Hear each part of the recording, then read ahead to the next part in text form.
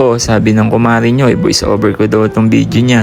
Marami daw nagre-request ko no, pero tinatamad lang yan. Mas inuna mo pang mag-makeup kaysa maglaba, shoota ka. Oh, ano ba rin unang nilagay nare? Pandikit ba yan? Bumili-bili ka pa niyan, magkano ba yan?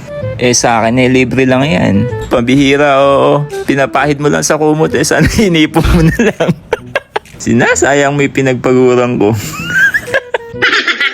Sinunod naman yung bibig, nilagyan ng ointment. Nagsusugat na siguro yung bibig. Napaka-chismosa kasi. Abay pati ako binubungangaan. Ayan, deserve mo yan. Ayan, pinahanginan na yung muka.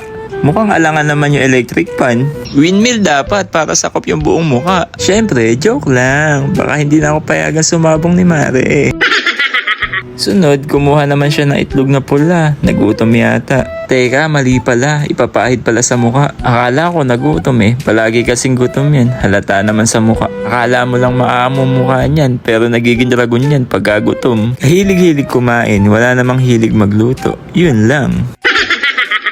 Kumuha naman siya ng brown na lipstick. Pero hindi sa bibig nilagay, kundi sa kilay. O diba, ang ganda ng korte ng kilay niya. May naalala tuloy akong bigla. Ganyan kasi yung kilay nung masungit sa akin sa kantin O, sunod naman, kumuha ng pink na kating ko. May pink pala nito, kala ko green lang. Nilagay na sa pisngi. Parang asim kilig lang Hindi mo naman na kailangan yan, nandito naman ako. Tumingin ka lang sa akin para ka nang kinilig. May ugali talaga yung kumari nyo, namamakyo pa. Pati ba naman kayong nanonood dinamay pa. Gumaganong-ganon pa siya, hindi mo ako madadaan sa ganyan, uy. Di pa rin kita papayagang uminom. Sunod, kumuha ng brown na yan at brush. Ayun, kinaskas-kaskas. Tapos nilagay sa panga. Para saan kaya to? Wala naman nagbabago. Kasi maganda ka pa rin sa paningin ko. Boom! Ang galing mo, boy, pick up! Abay, nakakailang patong na ba tayo? Makinis pala tong magpapalitada. Tamo kinuha pa yung watercolor ng anak. Tama na yan, insan. Sobrang kapal na yan, insan. Tamo nagdadalawang isip pa. Iisa lang naman ang utak niya. Ayun naman pala, ilalagay sa mata.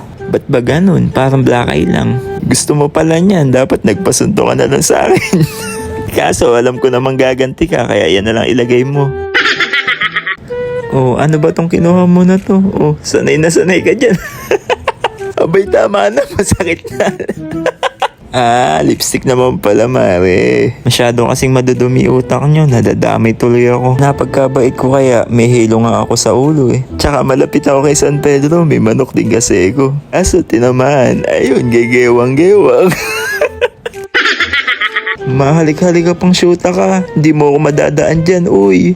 Kita mo, looking fresh na siya. Pero sa umaga, mandirigma ang hininga niyan.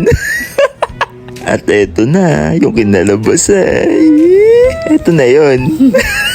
Ayan, ang ganda-ganda mo na. Baka pwede ka na maglaba.